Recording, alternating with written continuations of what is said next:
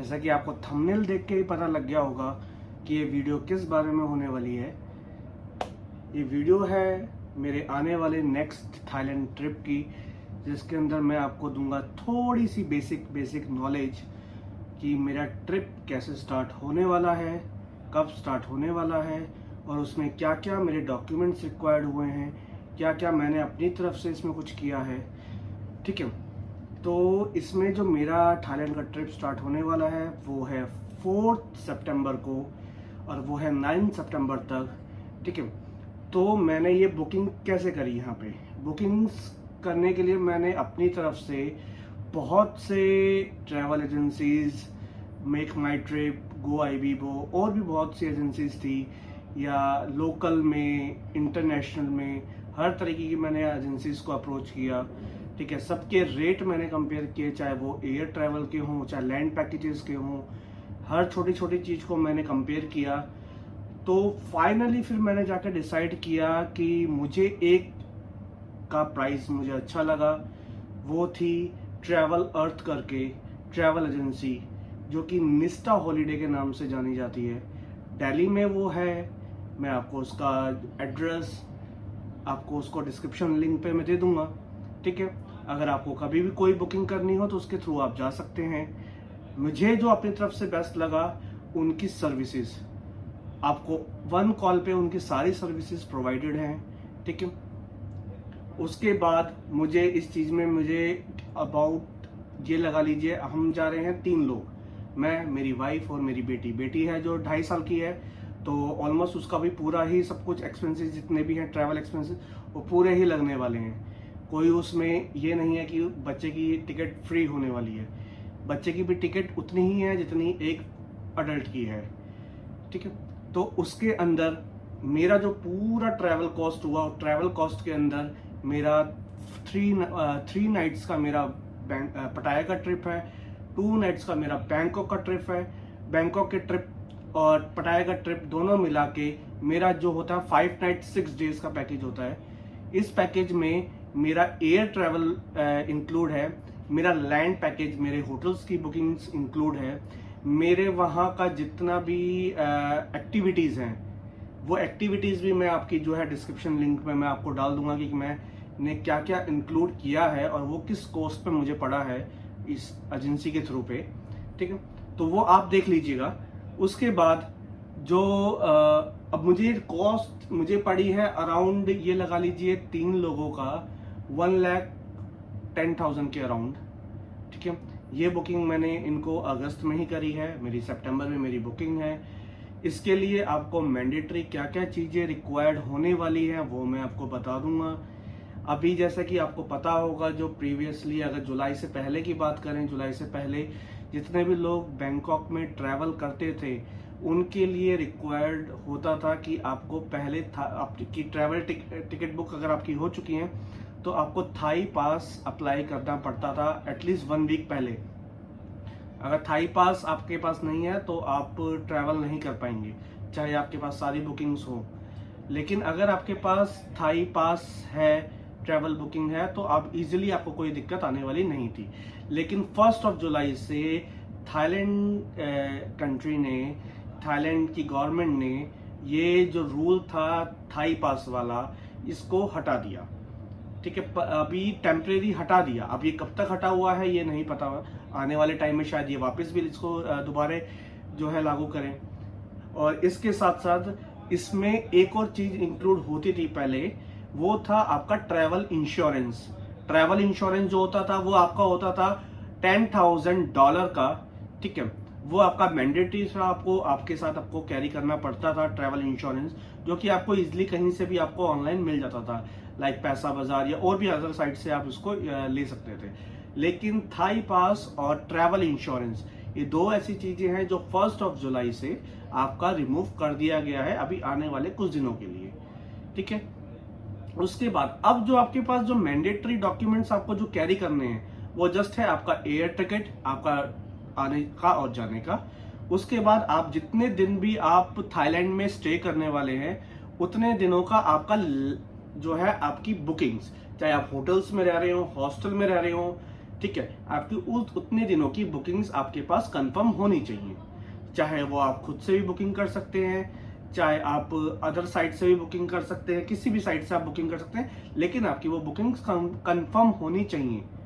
ठीक है, उसके बाद आपके पास आता है कि आपको और क्या कैरी करना है। उसके बाद आपको कैरी करना है आपका वैक्सीन सर्टिफिकेट। अगर आप सिंगल हैं तो आपको वैक्सीन सर्टिफिकेट रखना ही है, अपना भी, अपनी वाइफ का भी, अपनी अगर बेटी अगर आपकी माइनर है तो आपको उसमें उनका जरूरत नहीं पड़ेगा, आपको सिर्फ अपना और अपनी वाइफ का सर्टिफिकेट कैरी करना ही पड़ेगा। ठीक है, अगर आपका 18 मतलब 12 ईयर से बड़ा है कोई भी बच्चा, तो उसके लिए आपको उसका वैक्सीन सर्टिफिकेट आपको कैरी करना पड़ेगा।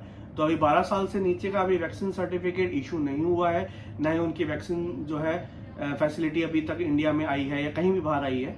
ठीक है, तो आपको सिर्फ अपना और अपनी वाइफ का जो है वैक्सीन सर्टिफिकेट अपने पास रखना होगा, वो उनको शो करना होगा और ये आपको प्रिंटेड रखने होंगे। उसके बाद आपको जो है इसके अलावा आपके पास अब डॉक्यूमेंट्स और कुछ है नहीं। आपको कोविड सर्टिफिकेट हो गया, आपका होटल बुकिंग हो गया, आपका एयर फेयर हो गया, और इसके बाद एक मैंडेटरी चीज आती है, वो शायद आपसे एयरपोर्ट पे पूछ ली जाए। आप जब इमिग्रेशन के टाइम पे आएंगे शायद आपसे पूछ ली जाए कि आपके पास 10,000 थाई बात, जो कि वहां की लोकल करेंसी है, वो आपके पास है या नहीं है। ठीक है, अगर आप सिंगल हैं तो आपको 10,000 थाई बात, अगर आप एक से ज्यादा है, फैमिली में है, तो आपको 20,000 थाई बात आपको कैरी करने पड़ेंगे, और वो वहां पे आपसे पूछ सकते हैं।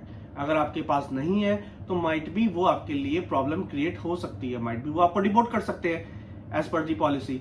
ठीक है, एज पर दी रूल्स रेगुलेशंस वहां के। तो आपको ये मैंडेटरी कैरी करने पड़ेंगे। ये इजिली आप इंडिया में कहीं से भी, चाहे तो आप एयरपोर्ट से या अपने लोकल में नियर बाय में कोई भी मनी एक्सचेंज की शॉप से आप उसको जो है कन्वर्ट करा सकते हैं। तो इसके लिए मैं अपने यहाँ से अराउंड, मैं यहाँ से लगा लीजिए 60,000 रुपीज में जो करेंसी एक्सचेंज करा के जा रहा हूँ। ठीक है, ताकि मुझे वहां पे कोई भी दिक्कत ना आए। जिसके अंदर मेरा जो अगर मैं बात करूं कि वहां पे वीजा फी कितनी लगती है, वीजा फी आपकी दो तरह की होंगी, एक जो है नॉर्मल, एक होती है आपकी जो वहां पे एक्सप्रेस वीजा के नाम से जाना जाता है। अगर आप नॉर्मल वीजा लेते हैं तो आपका 2,000 थाई बात, 2,000 थाई बात उस, अगर आप नॉर्मल वीजा में लगते हैं लाइन में इमिग्रेशन के लिए, तो आपको 2,000 थाई बात आपको पे करने पड़ेंगे। वहां पे आपसे इतने क्वेश्चन पूछ सकते हैं वो, शायद आपको हर क्वेश्चन का आंसर भी ना पता हो, शायद आपको कहीं ना कहीं वो किसी चीज में उलझा दे। ठीक है, चाहे वो बुकिंग को लेके हो, चाहे वो डेट्स को लेके हो, चाहे वो मनी को लेके हो, चाहे किसी चीज को भी लेके हो। एक होती है एक्सप्रेस लाइन, एक्सप्रेस वीजा, वहां पे वो आपसे 200 थाई बात आपसे एक्स्ट्रा लेंगे आपकी वीजा फी के ऊपर, यानी कि 2200 थाई बात।